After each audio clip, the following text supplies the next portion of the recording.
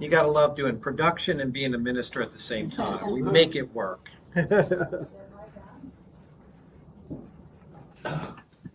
Mic is on. Can you hear me now? Yeah. Hello, testing one, two. Okay, good. A little closer will help, right? There you go. All right, thank you. First of all, thanks, tremendous love and thanks as always to Alita for leading our music team, for divining the perfect songs to come through, for leading our Christmas program at the end of December. For those of you who are musicians in the room, it doesn't just happen. It takes work, and probably more importantly, it takes intention. It's intention to create this beautiful space. And Larry, Chris, thanks for bringing it today. In the beginning of that song, I was thinking, yeah, these clouds had me not down today, but cold. I was like this most of the day. And by the end of that song, I was like, yeah, we got sun. We got all this right now. So again, the title for our theme this year and this month as we kick it off is called A Grand Rising. And in the context of ways in which to greet the day in the morning, grand rising means something a little different from simply saying good morning. The act of getting out and about is a great way to start your morning. Meanwhile, prefixing it with grand indicates that something bigger is just waking up. It's happening right now. This phrase is entering the mainstream consciousness from its roots among spiritual Black Americans and astrologers. To use grand rising is a decision to begin the day with positivity and intentionality. It wakes us up from unconscious habits and behaviors and moves us toward conscious action that supports evolution both individually and collectively in the world. Now, when we sleep, hopefully not during church, but that's okay too, the conscious mind rests. However, it is believed that our subconscious and unconscious minds are in a state of travel to other realms. So if you accept this truth in understanding sleep, then saying grand rising is giving thanks for returning back to your body after being away from it for the long time overnight. I love that. In 2020, the global pandemic swept into our lives, shaking us from our comfort zones. And we know churches and spiritual communities were impacted, shifting to online connections and still maintaining a place of community and connection. Collectively, we may have grieved the world as we once knew, questioning how that experience would shape the world to come. To others, perhaps, the social distancing provided an opportunity to reflect, to go within, and develop new hobbies and interests.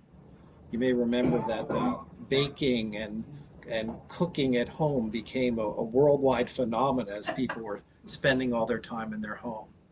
But with all these lessons learned and wisdom gained, we now have the opportunity to collectively, as a world, participate in this grand rising. We have the freedom to shake off those years that came before and step into our greatness. The Centers for Spiritual Living can no longer be the world's best kept secret. It's time for us to emerge into the new world, driven by faith, leading with courage, and moving into action. It is time for our grand rising. Now, at the start of the new year, many of us like to set intentions for how we'd like to shift or show up throughout the year. Intention setting has value every day, not just the first day of the year. So instead of starting each day with a good morning, what if we began with grand rising? How would our day and the rest of our lives unfold simply by leaning into the beauty and grandeur of each new day? We are invited then now to start each day with the intention to co-create with each other and with spirit, with God, with our understanding of how the universe works, to create that world that works for all. This month, let's rise past the way things have always been, beyond circumstance, and into an incredible new year. As we shake off those ashes of the past, we are rising into this new year of 2024 like the phoenix. A friend of ours, Reverend Casey Taylor, who lives and works in Oklahoma City, and she's been here before, she helped craft the talks for this month. And she does volunteer work and some work with a place in Oklahoma City called Sisu Youth Services, kind of similar to Youth Services of Tulsa here in our community. It's a low barrier, identity affirming space in Oklahoma City where unhoused, transition age youth find shelter and the support that they need to pursue the life that they want. She described for us that 3 Black youth entered a room with 2 others at the homeless shelter. 3 of them immediately found friendship, community, and support, and with wide-eyed optimism and their minds focused on their understanding of their God, the 3 of them navigated complicated social service systems to get their basic needs met. And to manage their challenge, with guidance from people at the center, they leaned into spiritual practice. They posted visions on their walls, sought spiritual wisdom from oracle cards, and used affirmations to keep their spirits lifted. One of them discovered a greeting made popular amongst the African American community on TikTok, the Grand Rising movement. They explained to the shelter staff that they didn't want to begin their day with good morning or mourning, Mourning. So every day instead they wanted to experience a grand rising. So they created a huge poster in their room greeting everyone with a grand rising. Not long after that, one of the youth successfully reunited with their family. The other 2 set off for an adventure to California. And the last the shelter staff have heard from them, they're doing great. The story of these young people helped inspire the whole Centers for Spiritual Living theme of a grand rising. So the founder of our teaching, Dr. Ernest Holmes, said in the Science of Mind in the first chapter, we should learn to control our thought processes and bring them in line with reality, capital R reality. Thought should tend more and more towards an affirmative attitude of the mind that is positive, stable, and above all else, toward a real unity with spirit that is already complete and perfect. So we know that our thought patterns can just go. And that's part of the way we think. There's so many dynamics on how we are influenced by the world at large, how we are influenced by our family and the family of our upbringing, and just the way we're wired. But we learn through this teaching, through the practices of getting quiet, spending time in contemplation and meditation, we begin to discover the magic that exists in that split-second lightning bolt shot of emptiness between our thoughts. In that piece of emptiness is where the magic happens. So as we begin to use our thoughts in an intentional way towards the affirmative, affirming side of the mind, we can move into a place of positivity and stability. So when we start our day with positive intention and an intentional connection with spirit or the God of our understanding, it allows us to bring that energy out with us throughout our day. A daily habit of beginning with a grand rising inspires us to live with these qualities and keep them at the center of our lives. Trained thought is more powerful than untrained thought. And the only way to do that, like training to become a pickleball player, which I'm lousy at, but I enjoy it, it's going to take some practice, right? Trained thought practice. To truly apply the principles of this teaching of the science of mind to our lives, we must first begin to be aware of that truth. Now, last year the theme was living out loud. Let's come out and be bold. Let's be authentic. Let's be aligned with the wholeness of who we are. And this year we get to deepen into that practice, amplifying the value of a spiritual life to ourselves and to others. We can use the greeting Grand Rising every morning to remind ourselves and the others that we are rising together towards a real unity with spirit that is already perfect, whole, and complete. Now, this time of the year, in a lot of Centers for Spiritual Living, we'll also revisit the first 4 chapters of the Science of Mind textbook. And the first chapter is called The Thing Itself. The Thing Itself. It's the way Ernest Holmes described God, as a thing of itself. That this understanding that if we have a belief that there is only a belief in oneness, that there's only one source, then we, of course, must be a part of that one source. If we also believe, and as Ernest Holmes taught, that the essence of God as principle has within it everything necessary for life.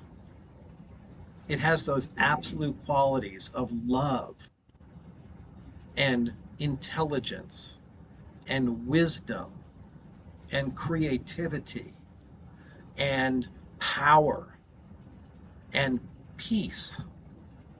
So these are words that, like, when you take the word love, it's a word that almost can't be broken down. It just is. It's this essence. And that if God is having its experience in life in, as, and through us, why would we not open ourselves up to allow all of those qualities of intelligence and power and wisdom and love and creativity to flow through us freely, unencumbered? And one of the ways we do that is through the power of intention. The concept of setting a New Year's resolution is shifting towards a more cultural connection with setting intentions for our lives. Resolution to lose XYZ pounds on January 1st may easily be lost by the 5th. But taking a broader look that says, I have an intention to be healthy and whole and have my body temple functioning the way God itself would want its body to be experienced. It's a different feeling. So with each grand rising, we can incorporate a daily spiritual practice that connects us with our intentions. Many of us like to create vision boards at the beginning of the year that serve as a daily visual reminder of those intentions. And one of our congregants, Dolores, has opened up space where we're going to do vision boards on the 27th, so the last Saturday of the month. Those of you who'd like to come a little bit early, around 2:30, we're going to play with glue and magazines and whatever inspires us to allow a vision board to come through for our lives. And that's a spiritual practice. Like, what images are speaking and resonating with me now that I want to set the intention to have in my life or in the world today? So thank you, Dolores. That's going to be a great experience. We also can use a journal or a planner to set and keep track of our intentions. Regardless of our goals, when we incorporate the practice of starting our day with an individual and collective grand rising, the power of that intention sets a ripple across the planet. It has to. And Caroline Webb, in her book, How to Have a Good Day, said, take a moment to think about the day ahead. Right? Take a moment in the morning to think about the day ahead. The other thing that we can look at, the next point for this week, is starting anew. Every time we wake up, we are at choice. We can look at the day ahead feeling crushed by to-do lists or the perception of our responsibilities. Or we can remember that our only responsibility is to express ourselves as the divine beings that we are. And then showing up with that to-do list or those list of things we're going to get done today, knowing that we are here to express ourselves as the divine beings we are. The world we live in is not designed to remind us of this. Thankfully, this is what spiritual community like Centers for Spiritual Living is all about. Our workshops, our events like our vision boarding, our class coming up this month on the practice of visioning, which is catching Spirit's highest call for our life, for a project, for our church. Showing up here on Saturdays to be inspired by the music and love on each other a little bit. It helps lift us up and guide us and keep us in that essence of grand rising. So, this is a way we encourage people this year to ground in our spiritual practices, incorporate it into our lives, and share it with others. And beginning with a grand idea every day to consciously connect with the divine and let that energy ripple throughout our lives. This annual theme creates an opportunity for remember that every time we wake up, we are experiencing our own grand rising while also inspiring this movement. Now, the whole world is at hand. The global pandemic may have forever changed the way of life. While we were going through it, so many of us ached for when time will go back to normal. Huh. Makes you wonder what normal really is. Now that airline travel is back in full swing and social distance is becoming a distant memory, and respiratory infections are all over the place. No, that's a diversion there. Um, but we are beginning to experience a new normal, what it looks like. We are now healing, and like we can heal together from the trauma that we experienced by redefining what normal means. Social structures of oppression are being challenged in new ways. Self-care, work-life balance, mental health support services are much more normalized than they were before the pandemic. This shift is leading us closer to our shared goal of creating a world that works for all. So as we begin each day with a grand rising, we have the power to bring our fresh perspective, our lessons learned, and wisdom gained to co-create that world. I need to grab my book for a second.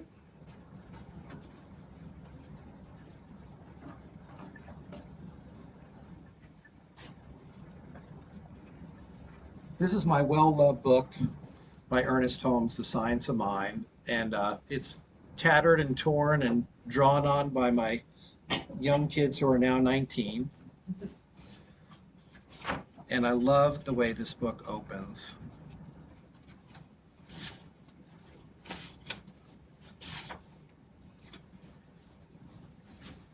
Ernest says in the first words of this textbook, we all look forward to the day when science and religion shall walk hand in hand through the visible and the invisible. Science knows nothing of opinion, but recognize a government of law whose principles are universal. Yet any scientist who refuses to accept intangible values has no adequate basis for the values which he has already discovered. Revelation must keep faith with reason and religion with law, while intuition is ever spreading its wings for greater flights, and science must justify faith in the invisible. We are finding more and more that this concept of spirit, of God, of something greater than I am, but also has the allness of I am, that when we understand that spirit, the universal principle, reacts as a law, and one way to say, Ernest would say that it is done unto me as I believe. So when I am grounded in my beliefs, when I set intentions for my life, for my community, and for the world, that when I'm in complete alignment with that and it's in my greatest and highest good, then the law aspect of God is going to respond in kind. The rub, of course, to that is if I focus on fear and doubt and limitation, the law aspect of God is going to respond in kind. So this whole theme of starting with today with a grand rising, with opening up to that essence of I'm here, world, let's do this, that shifts the energetic vibration of our mornings. Now, I can do that most days as I shuffle to the coffee pot for my delicious cup of hot coffee in the morning and feel that beginning to open and to begin to wake up. I don't necessarily jump out of bed. I like to move in. I like to move it, except when I'm going to the gym, then I have no choice. But I like to have that moment to sort of take that breath before getting up out of bed and putting my feet on the floor. Not grabbing the phone first thing to start a word game or see what's happened overnight, but instead to be grounded and to take that moment in the quiet, com- communing with the God of my understanding. And I think Ernest Holmes says that beautifully here in the first chapter. So today, more people identify as spiritual than ever before. Traditional religions are not necessarily being discarded. Instead, they are being incorporated into a new understanding of spirituality. We all may have the religion or not, or lack of religion in our upbringing. And we have that opportunity to co-create with the influence of all of the world's teachings what we want our lives to be like.